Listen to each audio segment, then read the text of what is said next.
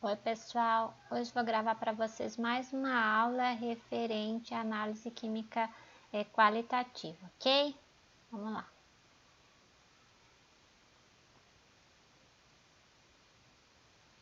Então hoje a gente continua falando do equilíbrio químico e na aula de hoje a gente vai abordar os fatores que afetam o equilíbrio químico homogêneo, concentração, pressão e temperatura. Só para rever alguns conceitos, né? Equilíbrio químico é o estado no qual as velocidades das reações direta e inversa se igualam. Quando a gente fala de equilíbrio homogêneo, são aqueles sistemas homogêneos, ou seja, aqueles que os componentes do sistema, tanto reagente como produto, se encontram no mesmo estado físico. Quando a gente fala de equilíbrio, a gente lembra do químico francês Henri-Louis Le Chatelier, que criou em 1884 o princípio que leva o nome dele, né? O princípio de Le Chatelier, que diz para a gente, quando um sistema em equilíbrio sofre algum tipo de perturbação, ele tende a se reajustar a fim de diminuir os efeitos dessa perturbação e atingir o equilíbrio novamente. Essas perturbações são mudanças na concentração, pressão ou temperatura, né, que vão deslocar o equilíbrio ou no sentido de formação do produto ou no sentido de regeneração do reagente. Esse equilíbrio ele fica deslocado até diminuir o efeito dessa alteração e o equilíbrio, né, possa ser atingido novamente. Então, quem são esses fatores, né? A gente já falou um pouquinho. Concentração, né? Mudança na concentração da substância, tanto do produto como do reagente. Temperatura e pressão. Só uma observação, concentração e pressão, ela não vai alterar a constante de equilíbrio, nosso Kc, apenas a temperatura. Efeito da concentração. Vamos lá. Quando aumentamos a concentração de um ou mais reagentes, o equilíbrio se desloca no sentido de formação do produto, ou seja, para a direita. Se aumentamos a concentração de um ou mais produto, ocorrerá o contrário, a reação se deslocará no sentido inverso, ou seja, no sentido de formação dos reagentes, para a esquerda. Por que isso acontece? Vamos entender um pouquinho olhando esse exemplo aqui. Aqui eu tenho uma reação do hidrogênio gasoso mais o dióxido de carbono, né, formando água gasosa e monóxido de carbono. Tá vendo? O equilíbrio é homogêneo porque todos estão no mesmo estado, gasoso. Então, se eu adicionar mais dióxido de carbono, se eu aumentar a concentração do meu reagente, e gás hidrogênio, né? Se eu aumentar a concentração dos reagentes, eu aumento, consequentemente, o número de moléculas. Então, eu vou aumentar o número de moléculas do meu reagente no meio. Com o número maior de moléculas, né, eu vou também aumentar o número de choque entre elas e, consequentemente, eu vou aumentar a velocidade da reação que vai no sentido de formação do produto. Então, eu estou deslocando o meu equilíbrio no sentido de formação do produto, né? Assim, ó, o equilíbrio se desloca no sentido de formação do produto. Com o tempo, né, o CO2, né, o monóxido de carbono e o hidrogênio vão sendo consumidos. Eu vou transformando eles todo em produto. E aí a concentração vai diminuindo, e aí o equilíbrio vai ser atingido novamente, ou seja, a velocidade direta vai se tornar novamente igual à velocidade de formação inversa.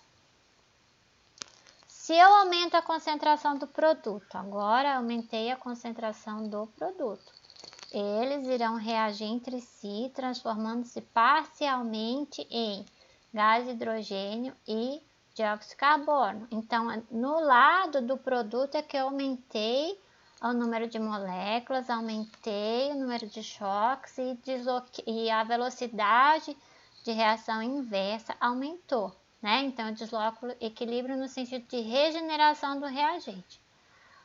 Até, né, que a concentração do meu produto vai diminuindo e aí, com o passar do tempo, o equilíbrio é restabelecido.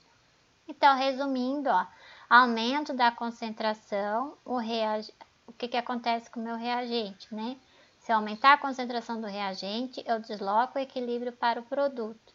Se eu aumento a concentração de produto, eu desloco o equilíbrio para o reagente. E se eu fizer o inverso? Se eu diminuir a concentração, diminuindo a concentração de reagente, eu desloco o equilíbrio para o reagente. Por quê? Eu vou ter que aumentar a velocidade dessa reação para atingir o equilíbrio. Produto. Também, se eu diminuir a concentração do produto, eu desloco o equilíbrio para o produto, porque eu vou ter que aumentar a concentração até o equilíbrio seja estabelecido. Efeito da temperatura. No equilíbrio, a gente tem as reações endotérmicas e exotérmicas. Eu vou ter uma reação que vai absorver calor e outra que vai liberar calor. Quando o aumento da temperatura do sistema é no sentido da reação que absorve calor, ou seja, no sentido da reação endotérmica, é favorecido. Porque se eu aumento a temperatura, eu vou ter mais calor para absorver. Então, vou favorecer a reação endotérmica. Se eu diminuo a temperatura, eu vou favorecer o sentido da reação que libera calor, exotérmica. Por quê? Se eu diminuir a temperatura, eu vou ter que liberar mais calor para o meio até que o equilíbrio seja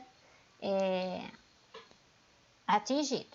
Então, por que isso acontece? Vamos considerar a reação de formação da amônia, onde o sentido de formação do produto é exotérmico, ele libera calor, e o sentido de regeneração do meu reagente é endotérmico, absorve calor. Então, se eu aumentar a temperatura dessa reação, haveria um deslocamento no sentido da reação endotérmica. Porque se eu estou aumentando a temperatura, eu vou ter mais calor para absorver. Então, eu vou favorecer o sentido endotérmico, ou seja, sentido do reagente. Com isso, o calor será absorvido para reduzir a perturbação, né, e voltar ao equilíbrio. No entanto, se a temperatura for reduzida, o que vai acontecer? Eu vou ter que liberar mais calor para o meio, para atingir o equilíbrio. E quem libera o calor é o sentido exotérmico. Por isso, o equilíbrio se desloca para o sentido de formação da amônia, que é o sentido exotérmico da reação. Resumindo, o aumento da temperatura desloca o equilíbrio no sentido endotérmico. Diminuição da temperatura desloca o equilíbrio no sentido da reação exotérmica. E a pressão, né? A variação da pressão só desloca o equilíbrio nas reações que envolvem substâncias gasosas. Então, reações de meio líquido ou sólido, a pressão não vai influenciar no equilíbrio químico. Antes da gente entender o efeito da pressão, vamos dar uma olhadinha aqui, né? Nesse desenho. Aqui eu tenho um reator e tenho um pistão, certo? Então, nesse primeiro, eu tenho um volume ocupado aqui pelas moléculas. Quando eu aumento a pressão, né? Ou seja, eu estou abaixando o pistão, estou reduzindo o espaço, né? Que é ocupado pelas moléculas, né? Então, aqui eu tenho um volume bem menor. Aqui um volume maior, um volume menor. Então, aqui, consequentemente, vai caber mais moléculas do que aqui, certo? Aqui elas vão ter que ficar mais próximas, vão se acomodar, né? Porque eu estou no volume menor. Então, aumento da pressão reduz o volume. Diminuição da pressão, eu tenho um volume maior. Então, vamos lá. Partindo desse princípio, o aumento da pressão, né, quando eu aumento a pressão do meu sistema, eu vou deslocar o equilíbrio para o lado que ocupa menos espaço. ou seja, para o lado com menor volume, ou seja, menor número de mols. Então, quando eu aumento a pressão, eu vou deslocar o equilíbrio para o lado da reação onde eu tenho um número menor de mols, um número menor de moléculas, porque eu vou ter menos espaço para acomodar elas. Por outro lado, se eu diminuir a pressão, eu desloco o equilíbrio no sentido da reação que ocupa mais espaço, né? Ou seja, no sentido da reação que tem o maior número de mols. Porque se eu diminuir a pressão, eu vou ter o que, ó, um espaço maior para acomodar, né? Então eu posso colocar um número maior de mols, de moléculas, ok? Por que isso acontece? Vamos olhar aqui, ó. A reação de formação do trióxido de enxofre, né? No lado dos reagentes eu tenho 3 mols. No lado do produto eu tenho 2. Aqui eu tenho 3 moléculas reagindo para a formação de 2. Então, na reação acima, o volume do reagente é maior. Onde? É maior do lado do reagente. O lado do produto é menor. Por quê? Aqui eu tenho 3, aqui eu tenho 2. Então, portanto, no sentido de formação do produto, há concentração do volume. E no sentido inverso, há expansão. Então, aqui, né, ó, no sentido de formação do produto, eu tenho contração do volume, né? Eu reduzi o volume. No sentido inverso, eu expandi. Eu tenho um volume maior. Nesse caso, se eu aumentar a pressão, favorece a reação de formação do produto. Porque se eu aumentei a pressão, eu diminui o espaço, né? Eu vou favorecer o lado que vai ocupar um volume menor, que é o quê? Um reagente, o produto.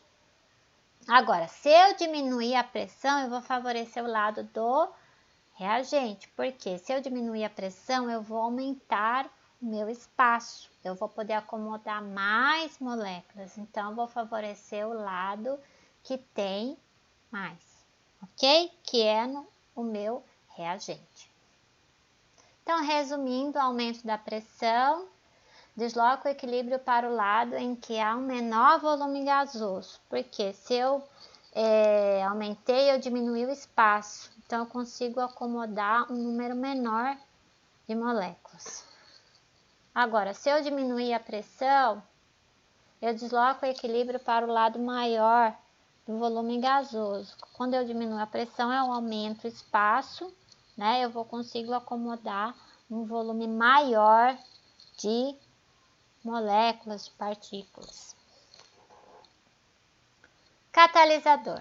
A adição de um catalisador não é um fator que altere o equilíbrio químico, né? Porque o catalisador ele não participa da reação. Ele só vai aumentar a velocidade da reação. Então, ele não tem o poder de perturbar o meu equilíbrio, ok? Aqui eu tenho uma visão geral de deslocamento, ó. A adição de um participante no sentido oposto do participante, né, que é o deslocamento, né, vai alterar o meu Kc, o meu Kp, se for gasoso? Não. Altera o rendimento? Sim, pode alterar o grau de equilíbrio. Retirada de um participante, vai deslocar o equilíbrio no sentido participante. Alteração do Kc? Não. Alteração do rendimento? Sim. Enfim, aqui tem um resuminho de tudo aquilo que a gente já falou, tá? Vamos ver um exercício para a gente ver se entendeu, né? Vamos lá, eu tenho a reação de formação do gás, do ácido clorídrico gasoso, né? Então, eu reagi 1 mol de gás hidrogênio, 1 mol de cloro gasoso, que deu aí a formação de 2 mols de ácido clorídrico gasoso. Então, 1 é o sentido de formação do ácido, produto. 2, sentido de decomposição do ácido, né? Ou seja, sentido do meu reagente. Relativamente à reação em equilíbrio acima equacionada, são feitas as afirmações. Retirando-se o ácido, ou seja, diminuindo a concentração do ácido, o equilíbrio se desloca no sentido 1. Quem é o sentido 1? É o sentido de formação do ácido. É verdadeiro ou falso? Verdadeiro, né, gente? Se eu diminuir a concentração do produto, eu desloco o equilíbrio para o produto, porque eu preciso formar mais, né, para o equilíbrio seja atingido novamente. Então, essa é verdadeira. Aumentando-se a pressão total, o equilíbrio desloca-se no sentido 2, que é o sentido de decomposição do gás, verdadeiro ou falso? A gente falou que o aumento da pressão está relacionada à quantidade de mols, né, dos reagentes e dos produtos, né? Eu tenho que ver o lado que tem maior ou menor quantidade de mols para ocupar mais ou menos espaço, porque a variação da pressão está relacionada aí ao espaço que as partículas vão ocupar. E se eu olhar a reação, olha aqui, aqui eu tenho 1 mol mais 1, né? 2, que vão formar 2, certo? Então, eu tenho maior ou menor aí, volume? Não, os dois lados são iguais, então, nesse caso, o aumento da pressão aí não vai deslocar o equilíbrio, ele não altera o equilíbrio, tá? Porque eu tenho a mesma, digamos assim, a mesma quantidade de moléculas dos dois lados, tá? 3. Adicionando-se catalisador, o equilíbrio desloca-se no sentido 2. A gente viu que o catalisador ele não influencia no equilíbrio da reação. Então, essa aqui também é falsa. Retirando-se hidrogênio, o equilíbrio desloca-se no sentido 1. O hidrogênio é um reagente, né? Se eu diminuir a concentração do reagente, eu desloco o equilíbrio para o reagente, né? Então, essa aqui também é falsa, ok? Então, qual que é a verdadeira, né? Então, a resposta é a letra A, né? Só a primeira, se eu diminuir a concentração do ácido, o equilíbrio vai se deslocar no sentido 1, porque eu vou precisar formar mais ácido para retornar a reação e voltar ao equilíbrio, certo? Então, na próxima aula, a gente vai estudar o equilíbrio iônico da água, pH e pOH. Obrigado. Na próxima aula, a gente continua o assunto. Não esqueçam que na pasta de tarefa tem uma lista de exercícios sobre o deslocamento do equilíbrio químico, ok? Por favor, anotem suas dúvidas. No horário da aula, eu vou ficar online para esclarecer e ajudar aí na resolução da lista de exercícios, tá bom?